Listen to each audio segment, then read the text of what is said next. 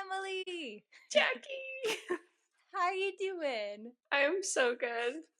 I'm So so good. happy to chat with you. Me too. I think it's been a really long time since I interviewed a friend on here. Most of the past, maybe 2 or 3 years, has all been just strangers I found on the internet. So this is super fun for me. Yay! We can kind of decompress later.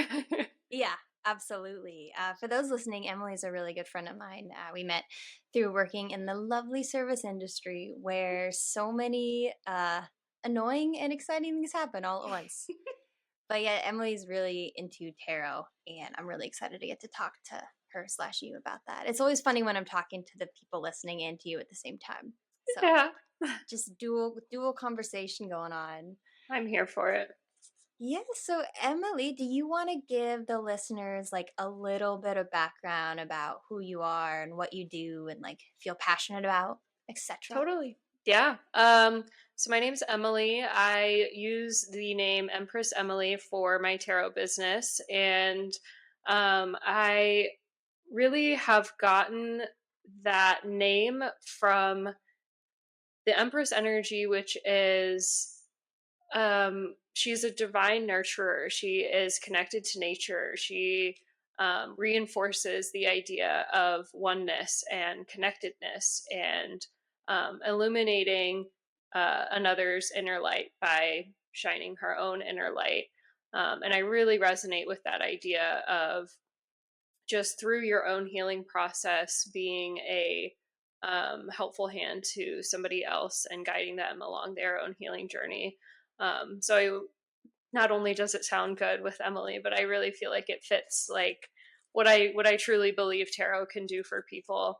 And I really found tarot in a place in my life where I just desperately needed some self love. I was in a pretty toxic relationship. It was COVID. I was stuck in my house all the time, lost my job twice in 1 year.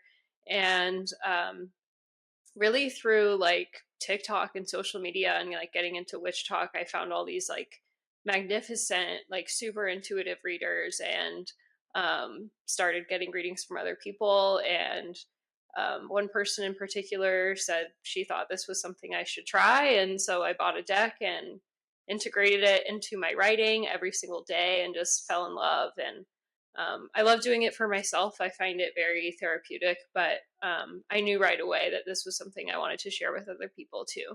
And that has just been a super rewarding experience for me so far.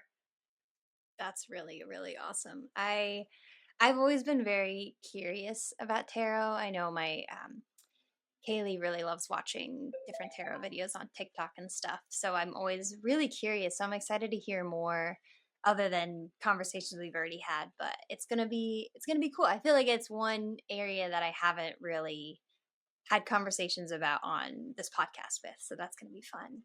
Yeah, we should do But a reading sometime. we should. We've talked Yeah, about that. I really, really want to. I know Kaylee wants to do that too, so that'll be really fun. let's do it. But to start off before we jump in, and I do want you to pull a card after this Mhm. for the beginning, like we talked about. But before we do that, can you describe the relationship that you have with your body? Yeah. So I was thinking about this question before we hopped on, and I have always kind of had this weird relationship with my body because I feel like my weight has always fluctuated so much throughout my life.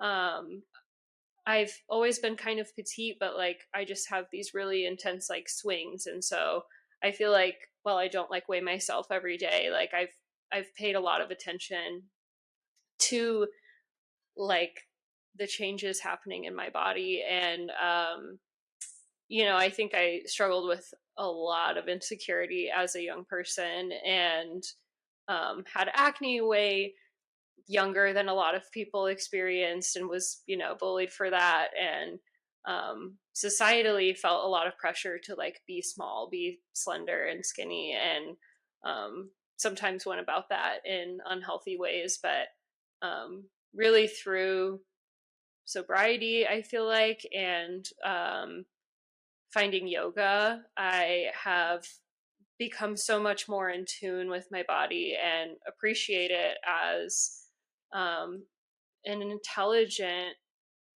part of me that wants to help me and also stores trauma. So Mhm. finding the ways to help release trauma in the body has been an interesting thing to learn about too. But it's a everlasting process of loving oneself. Mhm. Yeah, that's interesting, actually, kind of like the holding both of like your body holds trauma and also is like here to help you. That's a that's a really complicated thing to kind of reconcile and know how to deal with. So that's interesting that you talked about it in that way. Yeah. Um, Before we jump in more, do you want to pull a card? Or actually, do you want to explain kind of what you would do there? Because I don't know how to explain it. Totally. Yeah. So just kind of a fun idea, but I have this cool deck that's called The Universe Has Your Back by Gabrielle Bernstein. And it's real straightforward. It's an oracle deck that just has a bunch of affirmations and mantras. So I thought, we could kind of pull a card and see what the overall theme of the conversation might be today. Mhm. Something we can kind of return back to. Okay. That's awesome. I'm so Yeah. excited. This is the Oh, first and time that, someone's pulled a card in front of me, other than me and Kaylee trying to figure it out. hell yeah. And the artwork on here is so beautiful too. All right, let's see.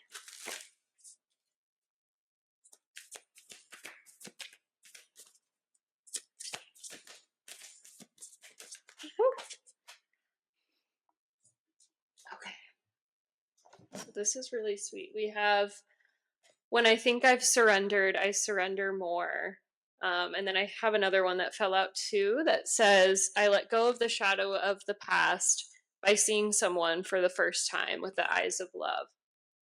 So I really like this one really resonates for me right now about surrender, um, because it can be a little uncomfortable trying something new, recording yourself talking and Mhm. feeling vulnerable and things like that. Um, so just leaning in and trusting that you know the universe has got your back. But there's also this really beautiful idea with surrender that there's so much that's outside of our control. And by leaning into uncertainty, we can find a lot more peace and a lot more presence. And there's always more surrendering to be done. It's a practice that we integrate every moment of every day. So I think that's really cool. And this one just kind of excites me because I don't know what will come up, but I let go of the shadow of the past by seeing someone for the first time with the eyes of love. Oh, that's awesome. So, really, I think that could even relate to like past versions of ourselves that I know I hold a lot of resentment and guilt towards myself, like younger versions of myself. And, you know, by Mhm. seeing myself through the eyes of love and through a lens of compassion, um, it's easier to release some of that. Yeah, that's really cool. And that feels special for the conversation that I know we'll probably have about just vulnerable topics and stuff that probably is going to be a helpful reminder to like look back at it with compassion and whatnot. And those cards are Yes. very pretty. Aren't they? Like this Yeah, watercolor art. my I just God. love them. I just love We them. have posters of them. Yeah, it's a good deck to have around if you just like want to have something to ground yourself in throughout the day. You can kind of pull one at the Mhm. beginning of the day and return back to it. That's awesome. Yeah. Um, okay, so take me back. I know we have a handful of things in common that we connected on pretty quickly when we met. I know sobriety is a big one, and coming out. Well, I guess queerness. We didn't really talk about coming out, but just being queer in general. Hmm. Um, those are some pretty big topics that I'd love to hit on. But kind of take me back to the beginning, kind of like wherever you would want to start, like before getting sober, maybe coming out, realizing sexuality, tarot, like all that stuff, kind of at a point where you felt really disconnected from yourself and Hmm. from your body? I'm Yeah. not sure wherever you would want to start there. Some people take it back to like childhood, some I feel like like late teens, kind of whatever feels a big part of where I start to tell my story is when I moved to St. Louis as a teenager. I grew up in San Diego, and when I was 14, my parents got divorced, and my family moved here to St. Louis. And like, this was just a huge moment of culture shock for me, number one, but also like my family was falling apart and things felt unpredictable, and like the financial reality that was happening had very quickly changed, and I was in a brand new place amongst people I didn't know. And um I think the pressure to try to fit in high school is something we all experience, but I feel like I felt it times 10 by moving somewhere new and trying to fit into a culture that I did not really understand or even like very much. Mhm. But I think, even though I like really resented um, having to move here, like that part of me that like wanted to fit in and be welcome was the thing that was most important to me. Um, and I, very quickly started drinking. I felt like that was an easy way to fit in and make friends and connect with people. But also, I think it went hand in hand with this feeling of trying to escape and just wanting to rebel and really kind of just say F you to the world because I was so pissed off all the time. Mhm. Um, but yeah, this kind of just started like a long spiral of me overindulging and being reckless, and really just, separating from the things I was currently going through. Uh, and, I think my progression with drinking and relationships, kind of was on this trajectory for a while of just um, feeling like things were getting worse and worse. And um, I've always been really intuitive. I've been a big dreamer my whole life, very vivid dreams. And I've always been very like sensitive and drawn to the occult. Like, I grew up in a haunted house. My mom gifted me a tarot deck when I was a young kid, but I was intimidated by it then, so I have no idea what happened to it. But it found me later in life. But yeah, I've always just had this kind of curiosity with the spiritual realm, never really um, feeling super religious or anything, but definitely always spiritual. Um, and so eventually, again, it was kind of just this desire for self love, honestly, and the desire to save myself, where I think a lot of the things I'm drawn to have come from. Mhm. Okay, that's a really special journey and feels familiar to me. You talked about feeling like angry at the world and stuff kind of at the beginning of that. Was that just Hmm. when you moved to St. Louis or did you kind of feel that before a bit? You know, it was especially then, but I think it didn't start there. I sensed tension in my home and could feel things falling apart, sooner than they did. And I think, just being a preteen girl, there's so much that goes into it where you just feel misunderstood and you don't feel like you can really talk to your parents about what you're going through, even if they're offering support. You might not want their support. And I think I was silently suffering for quite some time. But um, yeah, I think it was definitely very heightened after the move, and then I had something very direct to be like, this ruined my life or whatever. So, Yeah. Yeah, that makes a lot of sense. I think it's always interesting to kind of like find what big emotion is underneath a lot of the like, or underneath things like drinking and stuff like that. So I think that's cool that you are able to pinpoint that to just know you're angry. I still am not really sure what mine would be. I feel like I have ideas, but that like takes some work to figure out. This is a side note, but I think we've talked about this in the car. Uh I love talking to people who are sober or queer or both really because there's like so much internal work that someone has to do in order to get to a place where you decide you want to quit drinking or you decide to like let yourself come out and stuff. So, side note, Yeah. but that's really cool. No, you're so right. I feel like it was definitely like several years before I even like considered the notion of quitting drinking when I like started doing yoga and got really into my journaling and found tarot. Um, those were like building blocks of self care that I don't know how I really would have thrived in sobriety or been able to succeed like without those foundational things that I had already created.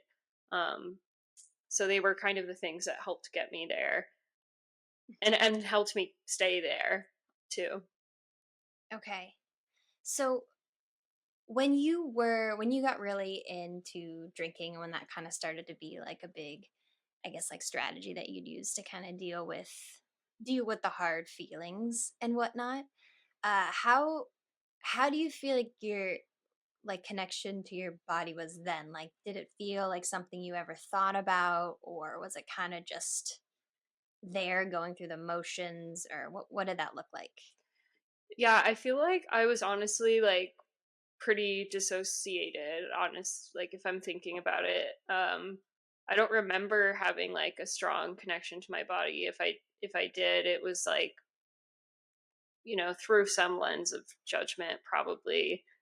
Hmm. Um and I think part of that too was like how I was dressing myself. Like that was a big thing I was trying to figure out at the time. Like how do I dress myself in a way that I feel comfortable with, but also like makes me feel like I can blend in with the crowd. And then like again, like with my parents, like financial situation changing a lot, like it wasn't like I was able to like go shopping very much. And I felt like I was just kind of like making do with what I had a lot. Um, so that was kind of interesting. Like just figuring out how I wanted to like express myself was a big part of my discomfort, I think. Yeah. Yeah, that makes a lot of sense. What would you say, or actually, before I jump into that, where were you at in like coming out journey, like noticing sexuality stuff at this point? Or how old were you when you did come out? I had just graduated high school when I had my first like big crush on a woman. And thinking back, like there were signs, but it wasn't really something I even considered or questioned that much because I identify as bisexual. And so, like, my attraction for men was always there. And Mhm. so, I don't think I really like questioned my sexuality very much because I just knew I was attracted to men. But I met a girl in a band after I graduated high school, and That'll do it. something about her, I don't know. I think that was like a big point in my life too, where like I knew my life was about to change in like really big and like positive ways. Like I knew I was going to be moving to Chicago that fall, and I had found like a really awesome support system of friends finally towards the end of high school. Like these girls are still like my best friends to this day.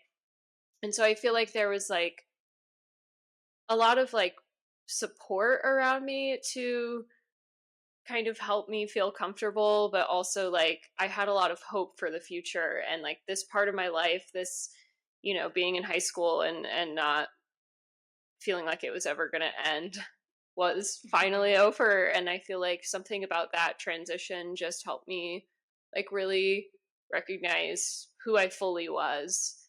Um, and sometimes it really just sometimes you really just might have to meet a person to figure it out. Like, Yeah. Yeah, that totally makes sense, especially if you're bi, because like you said, you don't really have to go there because you can kind yeah, of live in the other camp and just not really have to think about it that much yeah. until And you I meet the girl in the band. until you meet the girl, and I truly Mhm. like I don't really remember like questioning it at all. But then I look back and I'm like, it was like it was there the whole time, and yeah. So I don't wish Yeah. things like happened any differently, but it was just kind of funny. It was like a surprise to me, I think, as much as it was like to the people in my life.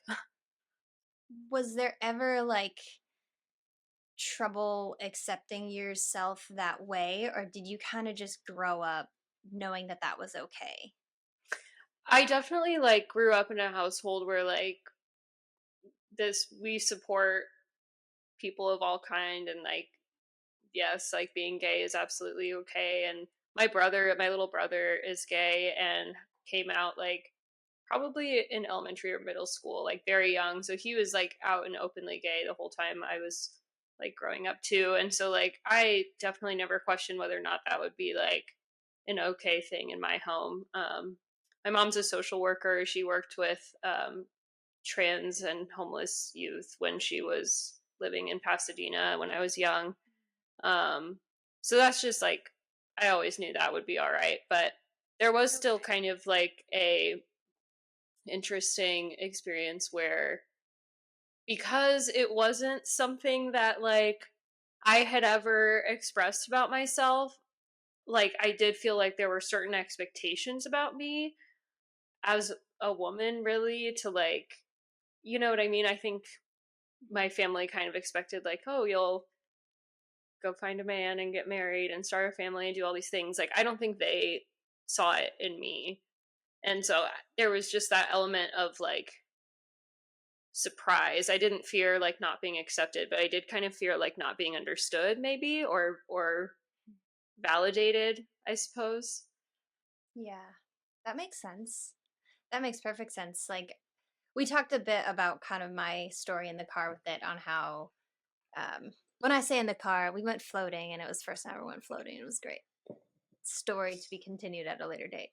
Um, but when we talked about it, we kind of were talking about how I had like trouble kind of, well, actually, not even sure if we did talk about this, but I know we talked a little bit about like history of like religious trauma, etc., and kind of my struggle to get to a point where that was like okay with myself. And so for me, like a lot of my childhood was spent um, trying to disconnect and dissociate from my body because I didn't want to have to like accept that. And I think later in life, drinking kind of helped with that. So I always find it interesting um, to meet someone like you because you said you didn't really grow up with like religious type trauma, right? No. Mm-mm. Sorry, you're cutting Yeah. out a little bit, Jackie. Oh no. What did It's you okay. not catch? Maybe just like I just heard bits and pieces, like the drinking, and then you were asking about like the religious. You made a comment about the religious trauma. I think Okay, I'll just start. Am I still breaking out right now? you're good now. Okay, maybe I just need to sit closer to the mic. Um, okay, to start that little section over again, I know we were talking in the car a little bit about, or I was sharing a little bit about my story and how I kind of grew up with like Mhm. religious trauma and that kind of resulting in me not accepting my, like, kind of, I guess as a kid, dissociating and disconnecting from myself for a lot of ways or reasons, but like one of them being to just not have to even slightly look at that in myself. And I know that like later in life, drinking started to help me kind of hide from that because when you're drinking, you're kind of just floating away almost. Yeah. And so I always find it really interesting to meet someone who kind of has a different background as far as like not dealing with like the religious trauma side of things. Um, Mhm. and then to kind of hear their story, especially if they kind of went through a sobriety journey as well, just because I feel like with mine and a lot of people I talk to, the two are so kind of intermixed together. Um, but yeah, well, do you kind of want to talk about when you realized that something was wrong as far as drinking went? Like once you started, when you kind of realized like something felt a little bit off or different about it? I feel like it's weird because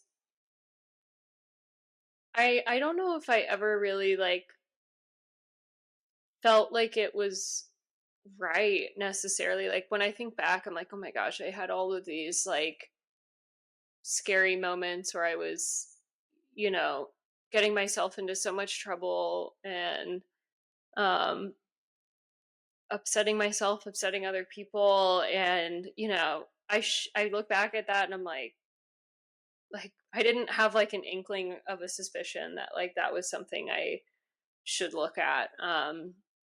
But honestly, like I think there was a big pivotal moment like in COVID, honestly, because my drinking went like really unchecked and like I don't think I realized like the quantity with which that I was drinking, like because I was just like at home all the time, and if you're not like moving around much, you might not notice how much you're drinking. And um, since there were no rules because I wasn't working, like I was just Mhm. drinking all the time. So I think like a much bigger dependency was created and took it out of like a social kind of realm at that point and um made it much more of like an individual habit. But I had been binge drinking and going out and partying on a regular basis for many years before this. Um but I think like also once I started bartending and had access to alcohol all the time and was not being checked on that very regularly either. Um, there were like a couple of times where I got in trouble at work for being drunk at work. And like those were really like embarrassing moments for me. And also um, just kind of like wake up call moments where I was like, this is just dumb. Like, why do I feel the need to like keep going, keep going, keep going? Like I can't just have like one shot here or there. Like it's once I start, like I'm in. Um Mhm. so yeah, I just started noticing like it causing problems in my outer life. And but I think more than that, I think what was more eye opening for me than even my own behavior, like getting me in trouble and things like that, was meeting people who um were sober who like really inspired me because I admired them and I thought they were super cool. My one friend Katie, who I worked with at Sasha's, I just remember meeting her and talking to her, and it was like unbelievable to me. I'm like, wait, but you're so pretty and so cool and so nice. Like you don't drink, and like that's how like warped my brain was. Like I just Yeah.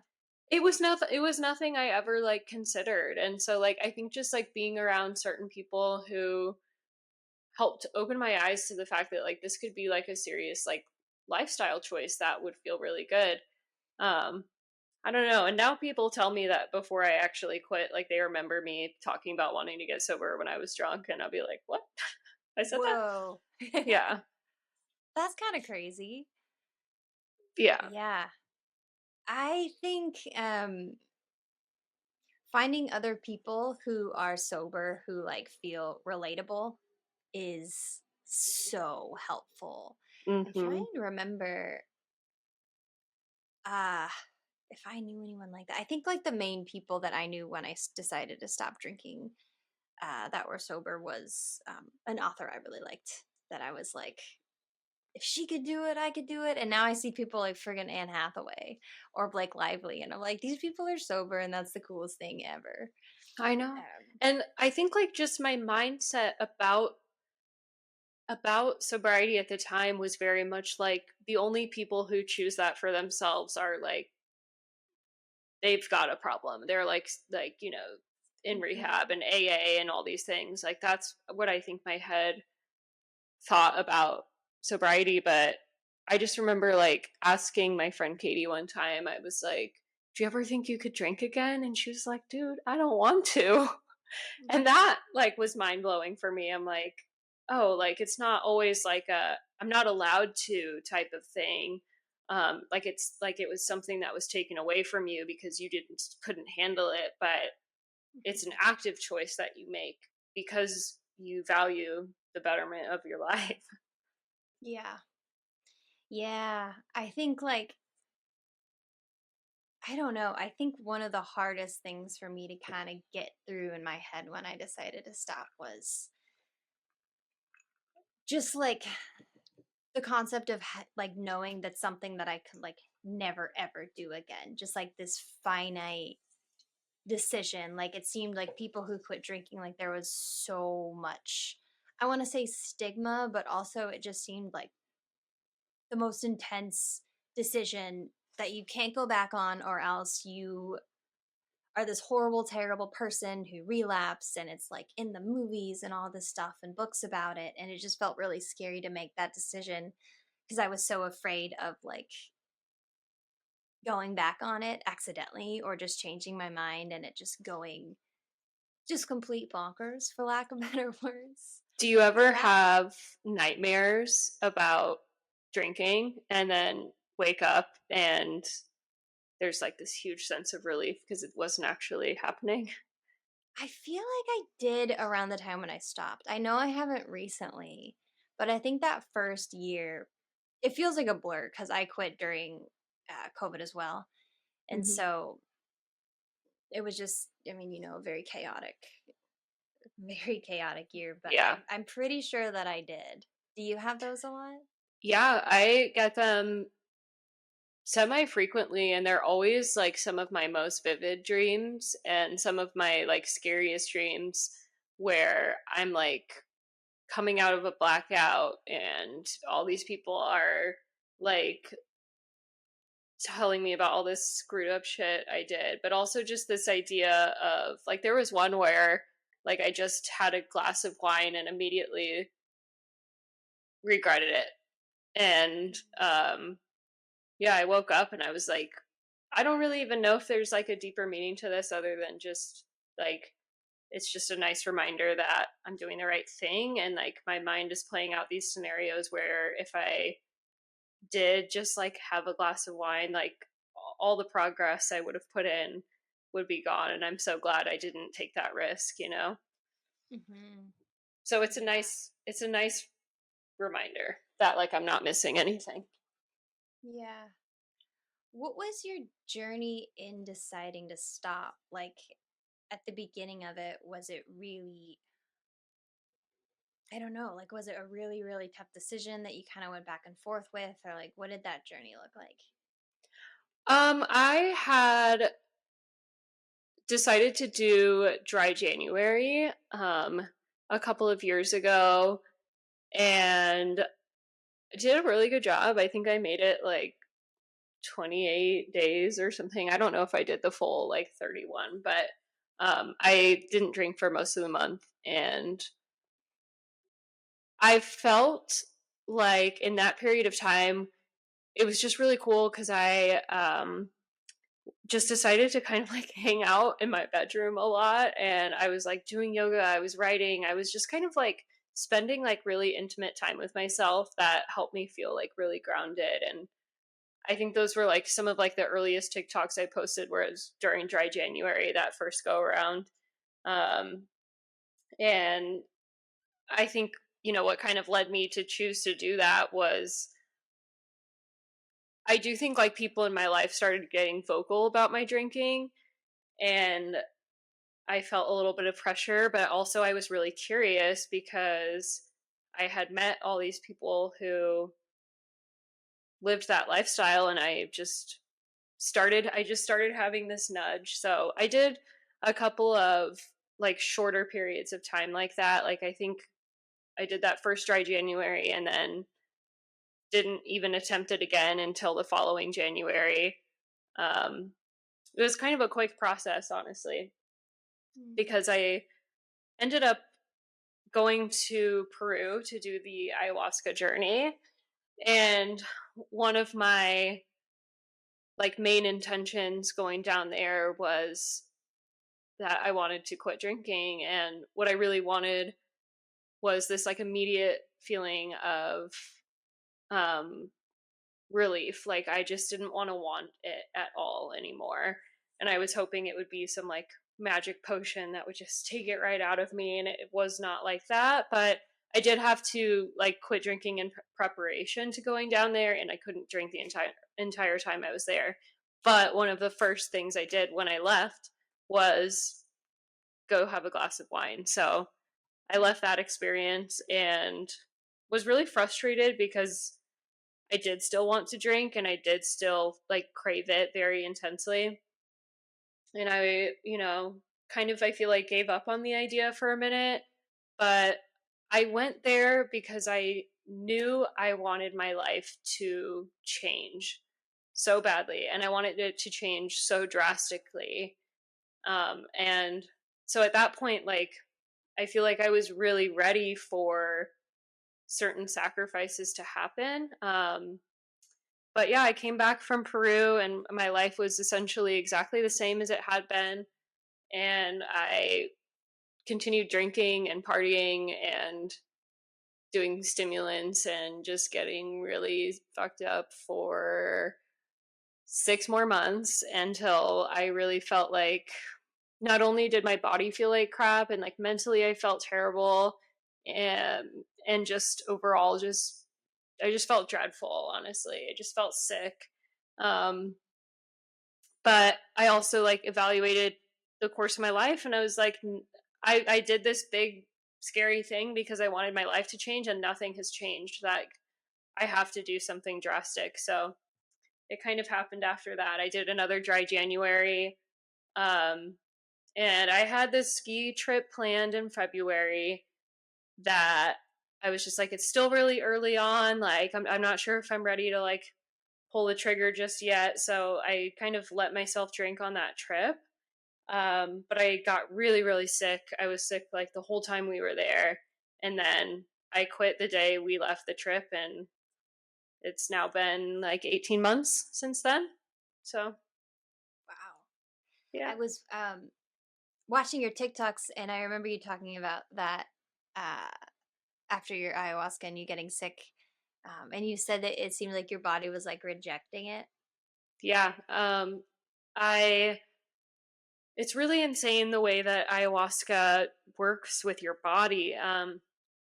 But I was told that, the moment I gave my sacred yes, that the medicine would start working with me right away. And um, around that time, I would start to like flare up every time I was drinking. Like I played around to see if it was any particular kind of alcohol that was making my skin like flush up and making me feel really feverish, but it didn't seem to matter. And I just noticed that every time I was drinking, like I just felt really ill. Like I would just feel like I had a fever and so it just became like really uncomfortable. So I was sitting with the knowledge like this is harmful, this is like making me feel bad physically, not even afterwards but like in the moment now too. I don't feel good anymore.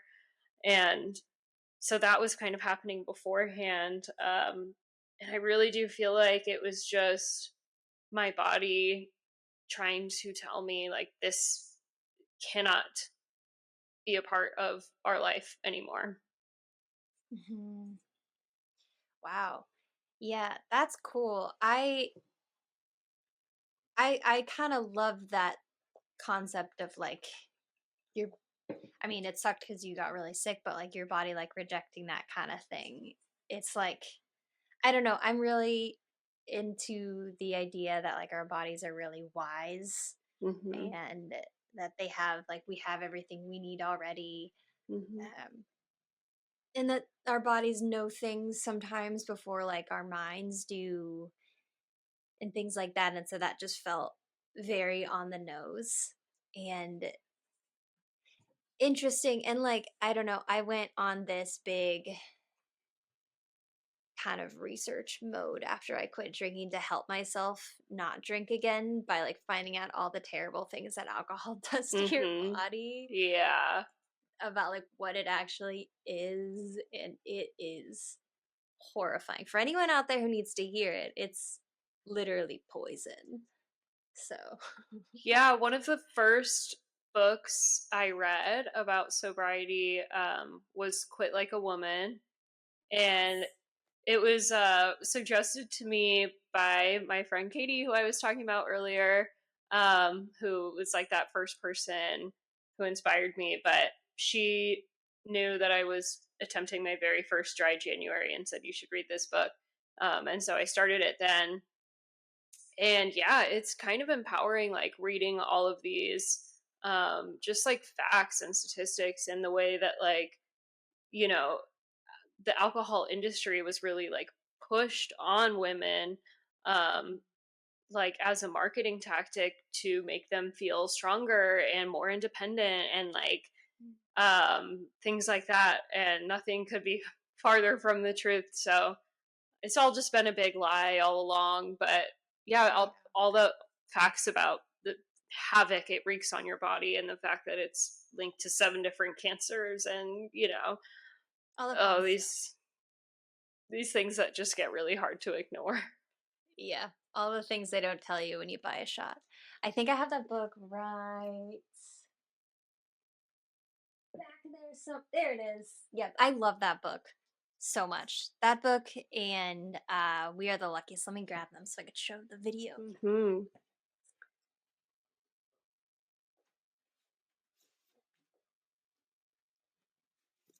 Ugh. Buy these books if you want, slash, Yes. if you don't want, just buy them anyway. They're so good. They're I so, so haven't good. read We Are the Luckiest yet, but I just finished another good sobriety book the other day called